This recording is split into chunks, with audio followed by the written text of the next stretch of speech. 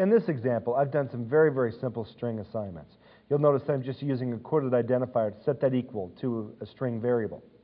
So I have string variables S1, S2, S3, and I'm just assigning a quoted identifier, hello, a new line character, and world.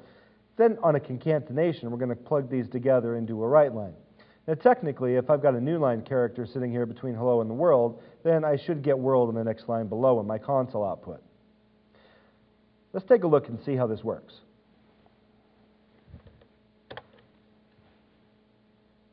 You'll notice that the output is pretty much what we would expect for that first block. We get hello on one line and world on the next. Let's go back and revisit the code. Now looking at the second example, we're going to get the same basic type of output, but I want you to be aware of something that's happening here. My string S4 is set equal to the value hello. Then what I do is I modify S4 and set S4 equal to the existing value in S4 plus a new line character and then the word world. Because strings are immutable, what actually happened here is that the original string that stored the value hello was discarded or made available for garbage collection. And a new string was created that implements the hello and then appends the new line character and the world.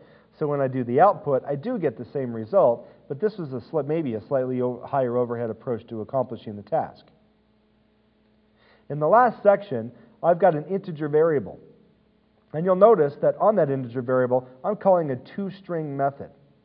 Well, a toString is basically a method of any object. So with this value, basically what we're doing is calling the toString method to return the string equivalent of the underlying integer value.